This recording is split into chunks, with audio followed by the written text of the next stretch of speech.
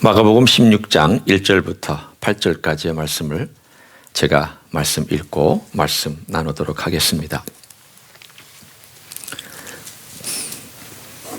안식일이 지남에 막달라 마리아와 야고보의 어머니 마리아와 또 살로메가 가서 예수께 바르기 위하여 향품을 사다 두었다가 안식 후 첫날 매우 일찍이 해 돋을 때에 그 무덤으로 가며 서로 말하되 누가 우리를 위하여 무덤 문에서 돌을 굴려주리오 하더니 눈을 들어본 즉 벌써 돌이 굴려져 있는데 그 돌이 심히 크더라.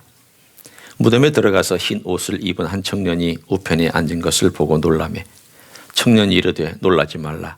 너희가 십자가에 못 박히신 나사렛 예수를 찾는구나. 그가 살아나셨고 여기 계시지 아니하니라. 보라, 그를 두었던 곳이니라. 가서 그의 제자들과 베드로에게 이르기를 예수께서 너희보다 먼저 갈릴리로 가시나니 전에 너희에게 말씀하신 대로 너희가 거기서 배우리라 하라 하는지라. 여자들이 몹시 놀라 떨며 나와 무덤에서 도망하고 무서워하여 아무에게 아무 말도 하지 못하더라. 아멘. 우리 몸의 각 세포에는 DNA라는 일종의 코드가 숨겨져 있습니다. 그런데 이 DNA 맨 끝에는 텔로미어라고 하는 그러한 부분이 있습니다.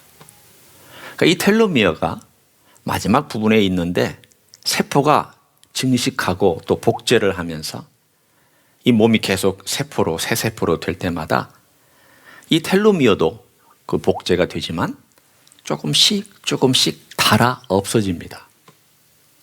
그러면 이 텔로미어가 한 수십 번 정도 닳고 나면 나중에는 완전히 닳아서 없어질 때 그 세포는 죽습니다. 그러니까 우리의 몸이 결국은 더 이상 새로운 세포를 만들어내지 못할 때 우리 몸은 죽어가는 것이죠. 우리가 점점 세포가 노화되고 피부에 검버섯이 돋고 몸의 어느 부분이 말을 듣지 않는다라고 하는 것은 바로 그 텔로미어가 더 이상 증식하지 못하고 죽기 때문에 세포가 죽어버리는 그러한 설명을 할 수가 있습니다. 요즘 과학자들이 또 의학자들이 이 텔로미어를 손상시키지 않고 살려내는 것이 어떤 것이 가능할까? 어떻게 하면 그 텔로미어를 회복시켜서 오래 살게 할 수 있을까? 건강하게 할 수 있을까? 이걸 연구하고 있습니다. 그들이 원하는 목표는 무엇일까요? 인간이 이상적인 목표는 어떻게 하면 영원히 죽지 아니하고 그 텔로미어를 계속 살려내서 살아갈 수 있을까? 그것이 인간 과학의 또 목숨을 바라보는 인간의 의학의 목표입니다. 자, 여러분 그렇게 텔로미어를 계속 회복시키면서 여러분 살고 싶으십니까? 여러분은 어떤 태도를 어떤 마음을 갖고 있는지 모르지만 제가 그런 인생이 가질 수 있는 답을 하나 알려드리겠습니다. 그렇게 해서 한 300년, 500년, 600년, 700년 살 때 인간이 어떻게 될까? 성경에 이렇게 나와 있습니다. 창세기 6장에 보면 노아 홍수 이전에 인간들이 900살 이상씩 살 때 하나님께서 인생을 평가하신 내용이 이렇게 나옵니다. 이들의 마음속에 생각하는 것이 항상 악할 뿐임을 아셨다라고 되어 있습니다. 항상 악했다. 결국 인간이 오래 사는 것이 하나님께 영광을 돌리지 못합니다. 죄 문제가 해결되지 아니한 채로 여전히 우리 그리스도인들도 죄 문제로 스트러글링하고 있는데 그 문제가 해결되지 않은 육체를 가지고 오래 산다? 그 별로 반가운 일이 아닙니다. 인간이 만들어내는 작품은 항상 부패합니다. 그것이 제도든지 철학이든지 이데올로기든지 그것이 시스템이든지 뭐든지 간에 부패하게 되어 있습니다. 하나님이 만든 작품은 부활입니다. 인간은 부패하게 되어 있지만 하나님의 작품은 부활로 새로운 생명을 얻게 되어 있습니다. 오늘 16장에 나와 있는 이 부활 사건은 부패한 인간의 역사 가운데 어떻게 하나님께서 꽝 하고 이 부활의 사건을 일으키셨는가에 대한 이야기를 전해주고 있습니다. 오늘의 이야기를 보면 여러분은 1절부터 8절까지 읽고 나서 뭔가 좀 미지근하고 뭔가 끝나지 않은 듯한 인상을 받으실 겁니다. 왜냐하면 9절부터 끝절까지는 원래 마가복음에는 없는 겁니다. 9절부터 20절은 뒤에 한 300년이 훨씬 지난 다음에 후대의 사람들이 너무 밋밋하니까 너무 이렇게 어떻게 복음이 이렇게 끝나지라고 하면서 거기다가 갖다 붙인 것이지 원래 믿을 만한 사본에는 절대 이것이 나오지 않습니다. 따라서 여기는 원래 성경에 있는 부분이 아닙니다. 1절부터 8절까지를 읽고 나면 사람들이 이렇게 생각할 겁니다. 아니, 여자들이 놀래서 끝냈다? 뭐 복음서가 이렇게 미지근하게 끝나고 뭔가 이렇게 낭떠러지에서 뚝 떨어진 것처럼 이야기가 끝나버릴까? 라고 생각하실 겁니다. 그런데 왜 이렇게 끝났겠습니까?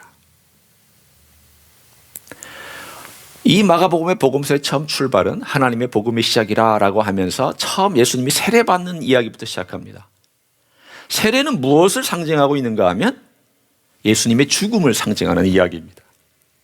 결국 예수님께서 이 땅에 오셔서 섬김을 받으려 함이 아니라 섬기려 하고 자기 목숨을 많은 사람의 대속물로 주려 함이라 라고 하는 이야기를 쭉 펼쳐가면서 대속물로 주었던 예수 그리스도의 스토리가 어떻게 종결되느냐, 무엇이 이 이야기의 결론이냐 라고 했을 때 클라이막스는 십자가지만 그 클라이막스에서 끝나는 것이 아니라 거기에는 종결이 있다. 컨클루전이 있다. 이 컨클루전, 이 종결되는 내용이 뭐냐? 그건 바로 부활 사건이다. 그런데 이 부활은 처음 경험한 사람들이 기뻐한 사건 아니었다. 처음 이 부활을 맞이한 사람들이 할렐루야, 와, 부활이 하셨네, 부활이 있네요, 이런 거 아니었다. 여러분, 당황스럽게도 부활은 사람들에게 기쁨을 준 사건이 아닙니다. 처음의 인상은 오늘 본문에 나온 것처럼 당황스럽고 놀랍고 두렵고 떨리고 도망가고 싶고 직면하고 싶지 않은 사건이었음을 마가는 여지없이 우리들에게 보여주고 있습니다. 저는 오늘 그 얘기를 합니다.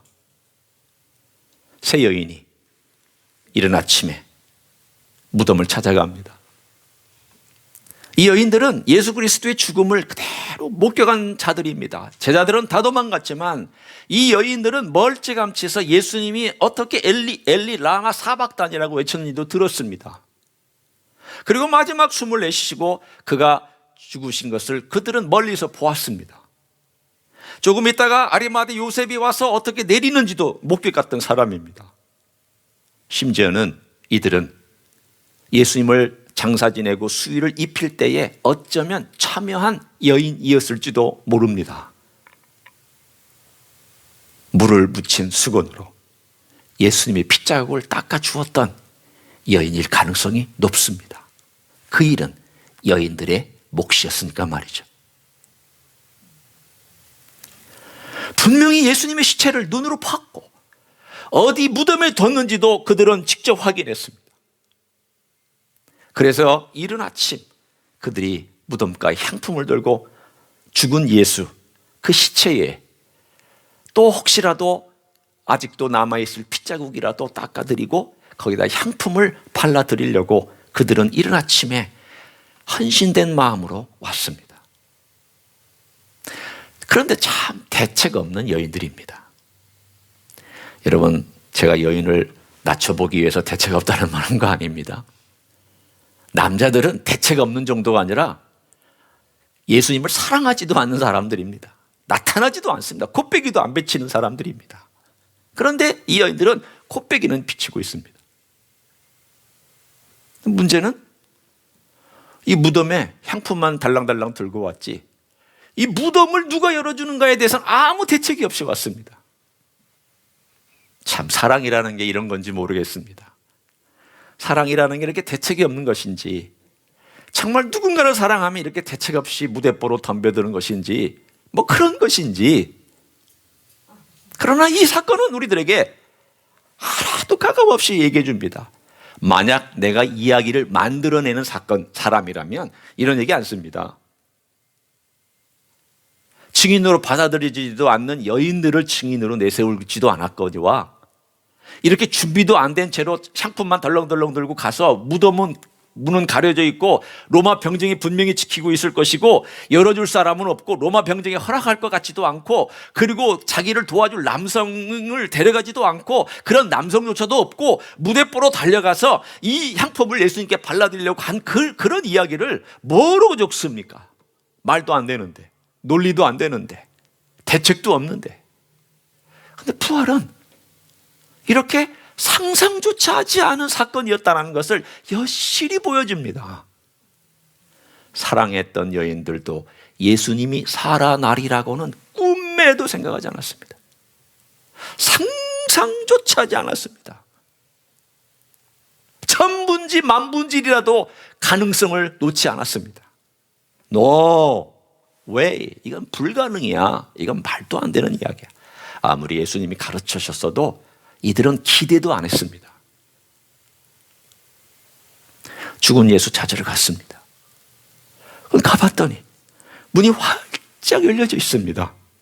깜짝 놀랐습니다. 너무 놀란 가슴을 가지고 안으로 들어가 봤더니 한 천사가 거기 앉아 있습니다. 천사 때문에 놀랐습니다. 예수님은 보이지 않고 한 천사가, 살아있는 천사가 거기에 앉아있는 모습을 보고 깜짝 놀랍니다. 그런데 그 천사가 놀라지 말라. 너희가 죽은 나사렛 예수를, 십자가에서 박히신 나사렛 예수를 찾는구나. 그는 여기 계시지 않다. 이 무덤에 누우셨던 곳을 보아라. 그는 다시 살아나셨다. 그리고 너희보다 앞서 갈릴리로 가서 거기서 만나리라고 제자들에게 전해줘라. 이 말을 듣고 여인들은 놀래서 오늘 어떻게 하고 있는지 그 동사들을 한번 살펴보십시오. 자, 8절입니다. 제가 읽었던 8절입니다. 얼마나 많은 동사를 쓰고 있는지를 여러분이 발견해 보십시오. 몹시 놀라, 하나. 떨며, 둘. 나와, 도망 나왔다는 거죠, 셋. 또 도망하고, 달려 도망하고, 넷. 무서워하여, 다섯. 아무에게 아무 말도 하지 못하더라, 여섯. 적어도 오늘 8절에 나와 있는 동사 다, 표현되는 모든 내용들이 다 우리들에게 얘기해 주고 있는 것이 딱 하나입니다. 이거 말도 안 돼. 이게 뭐야? 이게 일어날 일이야? 놀랍고 두려워하고 혼란스럽고 당황하고 그리고 벌벌 떨리는 이 일이 부활입니다. 부활은 쉽게 믿어지지 않습니다. 우리가 머리로 예수님은 하나님이시니까 부활하셨지, 머리로 아는 것과 내 이성으로 정말 부활이 있을까? 내 마음으로 정말 부활을 받아들일 수 있을까? 정말 부활은 있을 것인가? 이런 걸 생각하면 부활은 쉬운 문제 아닙니다. 결코 쉬운 사건이 아닙니다. 부활은 너무 우리를 당황하게 합니다. 어떻게 그런 일이 일어날 수 있을지? 어떻게 그게 가능할까? 아니, 바로 3일 전에, 정확하게 말하면 한 36시간 정도 전에 죽으신 예수님이 어떻게 다시 사셨단 말이야? 이제까지 한 번도 있지 않았던 이야기예요. 사람들은 과거에 한 번이라도 있으면 상상이라도 합니다. 한 번도 있지 않았기 때문에 상상도 안 됩니다. 거기에다가 이 죽음이라는 현실은 너무 우리를 힘들게 합니다. 죽음은 가깝습니다. 우리는 팬데믹을 거치면서 죽음이 얼마나 쉽게 우리에게 다가올 수 있는지도 경험했습니다. 아파본 분은 압니다. 죽음이라는 것이 언제든지 나를 덮칠 수 있다는 것 경험합니다. 저도 심각하게 아플 때에는 이러다가 죽을 수 있겠구나 경험했습니다. 경험은, 그 죽음의 경험은 내 몸으로 경험하는 것이고 내 이성으로 충분히 받아들일 수 있고 내 감정으로 받아들일 수 있고 내 상황 속에서 충분히 죽음을 받아들일 수 있습니다. 죽음은 실제니까. 내 주변의 사람들도 그렇게 죽어가니까. 그건 리얼한 거니까. 부활은 리얼하지가 않아요. 왜? 내가 직접 경험한 것이 아니니까. 내가 직접 만난 것이 아니니까. 내가 직접 내가 부활? 내 몸은 여전히 아픈데? 내 몸은 여전히 힘든데? 나는 아플 때 여전히 끙끙거리는데? 나는 여전히 누군가의 죽음 때문에 슬퍼하는데? 나는 이 죽음이라는 현실 때문에 두려워하는데? 죽음은 현실인데 부활은 현실 같지가 않아서 우리는 부활을, 그 자체가 얼마나 리얼한지를 잘 모릅니다. 그러나 여러분, 부활이 이렇게 두렵고 놀랍고 경이로운 것이기 때문에 믿을 만한 가치가 있습니다. 역설적입니다. 만약 부활을 내 이성으로 받아들일 수 있다면 여러분, 부활 믿으시면 안 됩니다. 부활이 내 감정적으로 쉽게 와닿는다면 여러분, 부활 믿으시면 안 됩니다. 그런데 이 부활이라는 것이 아무리 이성적으로 생각해도 어렵고 아무리 감성적으로 생각해도 쉽게 받아들여지지 않고 내 경험적으로 생각해도 느껴지지 않는 것이기 때문에 경이로운 것입니다. 오늘 이 사건에 있었던 마가는 그 얘기를 해줍니다. 하나님의 아들이 이 땅에 와서 십자가에서 죽으심으로 그 모든 걸 완성하셨지만 이 완성한 것에서만 머물지 않냐고, 그 애프터가 있다고. 그 애프터가 바로 부활이다. 그런데 이 부활은 놀라웠고 경이로워서 받아들여지기 쉽지 않다. 그리고 8절 이후에 이렇게 우리들에게 던집니다. 9절부터는 너의 이야기를 써라. 여인들은 놀랍고 여인들은 두려워했지만 이 두려운 부활 사건을 너는 받아들이겠느냐? 이 부활 사건의 현장을 내가 너희들에게 소개해주고 이것이 일어났다, 경이롭다, 두렵다, 떨린다, 믿기 어렵다, 받아들이기 어렵다, 이성으로는 도무지 말이 안 된다, 감정으로도 받아들이기 어렵다. 그러나 나는 너희들에게 던진다. 이건 일어난 사건이다. 이제 It's up to you. 당신에게 달렸다. 그 얘기입니다. 저는 오늘 그 얘기의 핵심으로 다시 한번 돌아와서 들어갑니다. 여러분이 부활을 어떻게 생각하십니까? 오늘 본문의 6절과 7절에 천사가 해준 말 속에 우리에게 주는 몇 가지 중요한 암시가 있습니다. 그 암시가 뭐냐면 오늘 여기에 너희가 십자가에 못 박히신 나사렛 예수를 찾는구나. 이 말을 바꿔 얘기하면 너희가 십자가에 못 박혀서 죽은 과거의 예수를 찾는구나.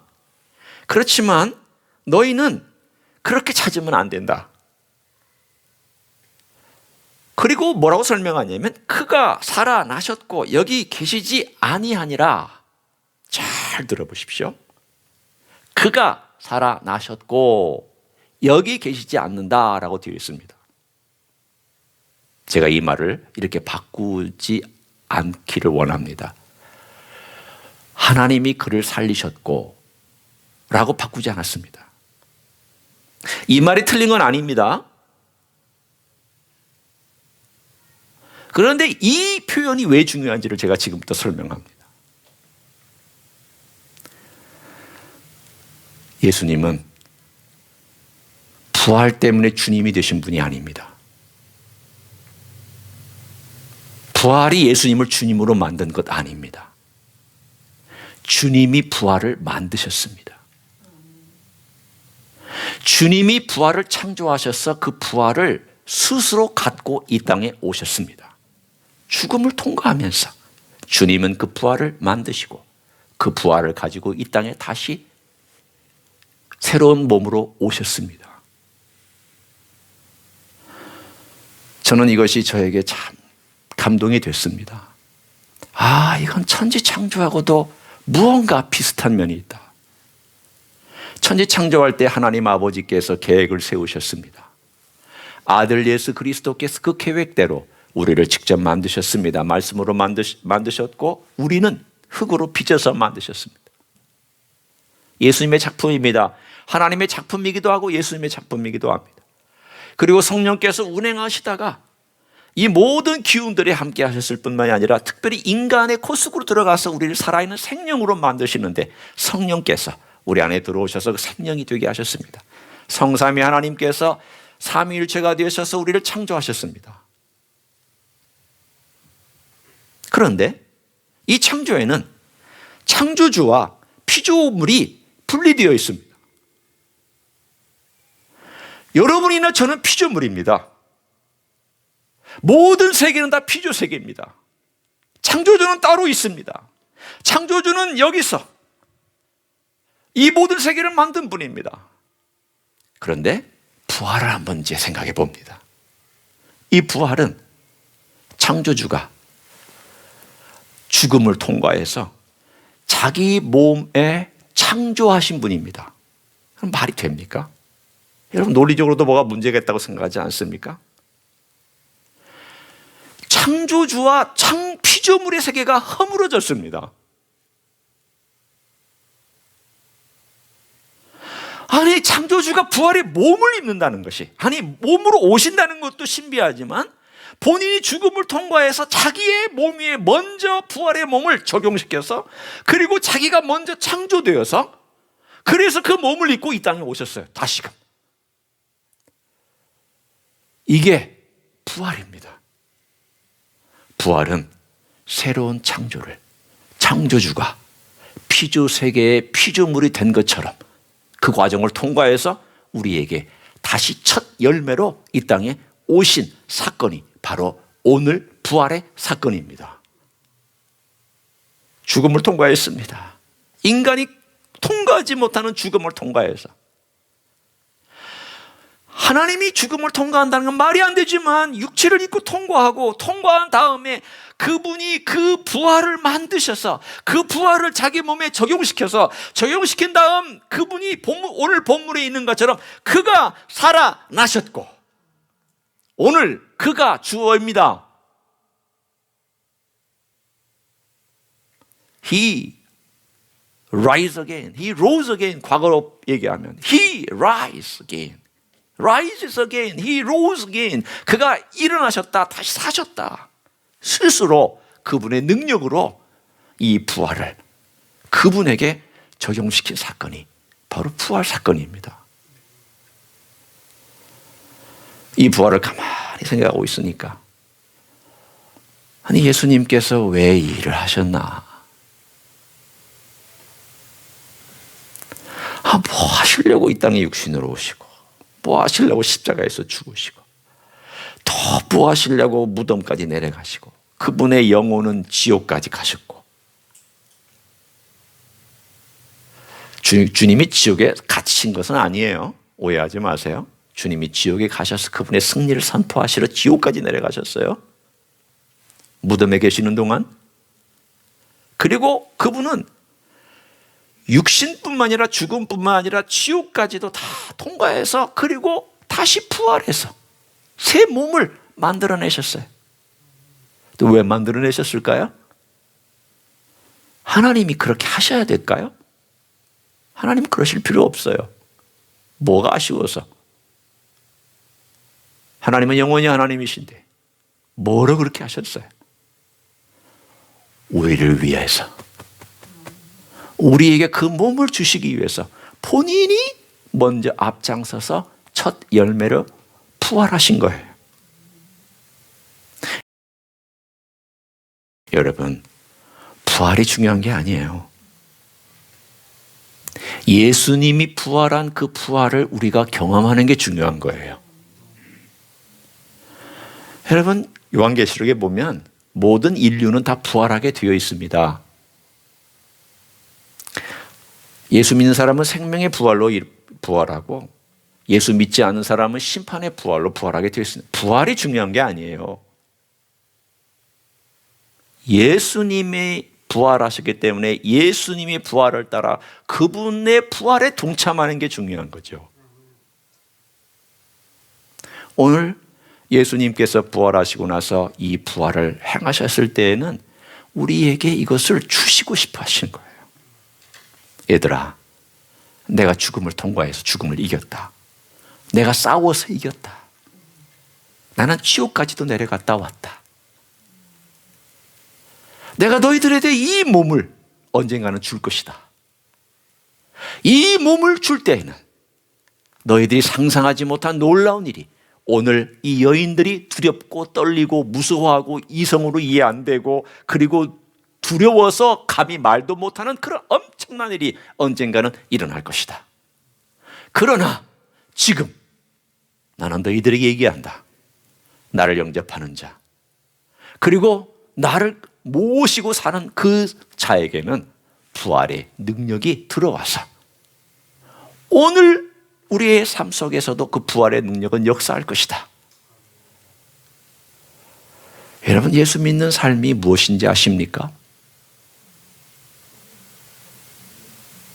머리로 고백하는 거 아닙니다. 내가 배운 거 줄줄줄줄 답 정답 얘기하는 것 아닙니다. 그것은 꼭 기독교가 아니라도 얼마든지 할 수 있습니다. 우리는 너무 많이 예수 믿는 것을 꼭 학습받고 훈련받고 공부하듯이 예수를 믿습니다. 아닙니다. 그거 아닙니다. 예수 믿는 것은 생명입니다. 그 생명은 예수님의 부활의 생명이 내 안에 들어와서 내 안에서 역사하는 생명입니다. 그 생명은 움직이게 되어 있고 나를 변화시키게 되어 있습니다. 그 생명 때문에 내가 과거에 살던 걸 버리려고 합니다. 병에 있을 때에도 그 병에 짓눌려서 살지 않냐고 그 병을 어떻게든 극복하려고 합니다. 제가 얘기하는 것은 병이 꼭 낫는다는 얘기가 아니에요. 병의 노예로 살지 않는다는 뜻이에요.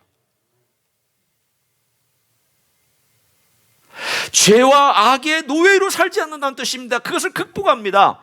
여러분, 예수님께서 인간 사회의 가장 불안함과 혼란함의 극대치인 죽음을 극복하셨다는 얘기는 그 죽음 아래에 있는 모든 혼란스러움과 어둠을 너도 극복할 수 있다라고 하는 메시지를 주십니다. 그게 그리스도인의 삶입니다. 자, 한번 제가 봅니다. 어디를 보는가 하면 고린도후서 4장입니다. 바울이 어떻게 살았는지를 제가 읽어드릴게요. 바울이 얼마나 이 부활의 권능을 알고 싶어 했는지를 제가 이렇게 읽어드립니다.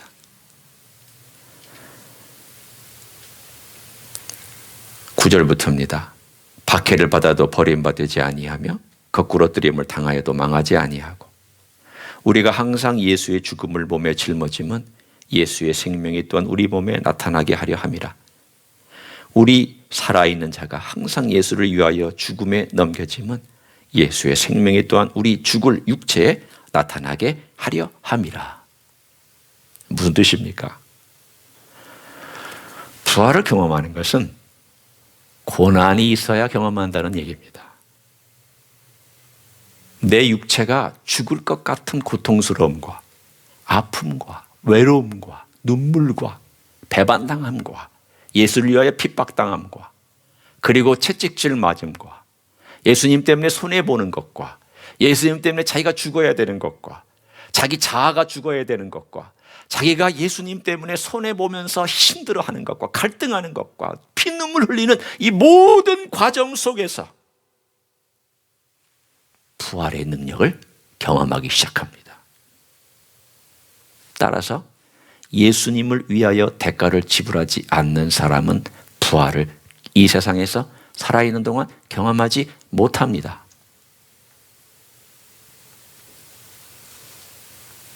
올 한 해 동안 주님께서 이 온 우주에 온 세상에 팬데믹을 주셨습니다.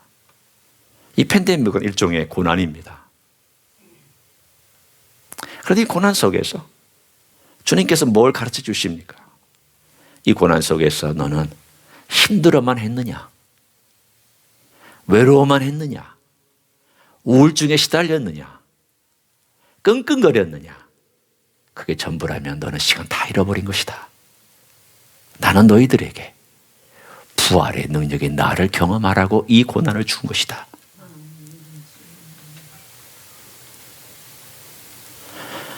우리에게 아픔을 줬을 때는 부활의 주님을 경험하라고 주신 것입니다. 병들었을 때 특별히 여러분 부활의 주님을 경험하지 못하면 그 병든 시간은 너무 무의미하게 지나갑니다. 아파하는 시간은 내 가슴이 아프고 무언가 떨리고 무언가 찢겨지고 아플 때 그 시간을 괴로워만 한다면 무의미하게 지나가는 시간입니다. 사도 바울은 그 고난과 예수 그리스도의 죽음을 짊어졌을 때, 배반당했을 때, 동족들이 자기를 죽이려고 했을 때, 쫓겨날 때, 파선의 위험을 당할 때, 매를 맞을 때, 그 고난 속에서 그는 무엇을 바라봤는가? 주님의 부활을 이런 상황 속에서 제가 경험하기를 원합니다. 제가 그 부활의 능력을 경험하기를 원합니다. 그 부활이 제 안에 살아있기를 원합니다. 주님, 미래의 제 몸은 변하겠지만 그러나 이 죽을 몸에서부터 죽어가고 죽은 고통스러운 현장 속에서 오히려 부활의 능력이 솟구쳐 오르는 것을 제가 경험하게 해주십시오. 고난이 없으면 부활의 능력 경험하지 못합니다. 그리스도인으로서 편한 삶을 살아온 사람은 부활의 능력 경험하지 못합니다. 그리스도인으로서 예수 믿기 위하여 살다가 손해보지 않으려 하면 부활의 능력 경험하지 못합니다. 좋고 좋은 것이 부활의 능력 아닙니다. 잘 먹고 잘 사는 거 부활의 능력 아닙니다. 이 세상에 돈 버는 거 부활의 능력 아닙니다. 멋있는 분이라고 칭찬받는 거 부활의 능력 아닙니다. 이 세상에서 화려한 거 부활의 능력 아닙니다. 잘 먹고 잘 사는 거 부활의 능력 아닙니다. 자식들이 잘 되는 거 부활의 능력 아닙니다. 그건 다 부수적인 것들입니다.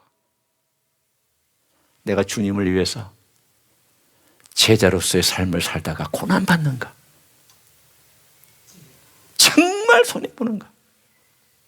내가 내 옆에 있는 집사님 때문에 고난받을 수도 있고, 내가 내 삶을 증인으로 살기 위해서 고난받을 수도 있고, 직장에서, 사회에서, 혹은 내가 속한 어떤 부분에서 예수님 때문에 고난받는 그것 때문에 그것이 있어야 부활의 능력을 경험합니다.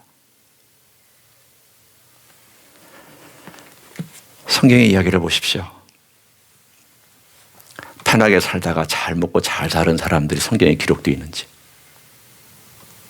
물론 실패한 사람들로 기록되어 있죠. 그런 사람들은. 성공한 사람들은 어떤 사람들입니까? 다 어려웠습니다. 다 어려웠습니다. 다 고난받았습니다. 다 하나님 때문에 외로웠습니다. 다 하나님 때문에 왕따 당했습니다. 다 하나님 때문에 미움받았습니다. 다 하나님 때문에 어려워하였습니다. 2020년 팬데믹이 지나고 나서 2021년 어떤 일이 닥칠지 모르지만, 그러나 우리는 이 부활의 능력을 또한 경험한 사람은 그가 별거 아니라고 또 생각하는 용기가 생깁니다. 왜 그럴까요? 결국 죽음까지 이기신 예수님이 계시니까. 그리고 이 죽음을 이기신 예수님께서 우리에게 부활의 능력을 순간순간 주실 뿐만 아니라 언젠가는 그 부활의 몸까지 주실 것을 우리가 확 하고 바라보고 있다면 이 땅에 있는 환난과 어려움은 이겨 나갈 수 있는 줄로 믿습니다. 그게 부활입니다. 그 리얼리티를 우리는 오늘도 경험할 수 있고 내일도 경험할 수 있습니다. 그러나 그것은 경이롭고 신비하기 때문에 내 이성으로는 경험하지 못합니다. 내 계산으로 경험 안 됩니다. 오로지 고난과 손해와 불편함과 역경 속에서 예수 그리스도를 바라볼 때 주님께서 부어주시는 그 부활의 능력만이 참된 생명의 능력이 될 줄로 믿습니다. 그런 삶을 살아가시기를, 2021년에는 또 그런 삶을 맞이하시기를 예수님의 이름으로 간절히 축원합니다. 기도하겠습니다.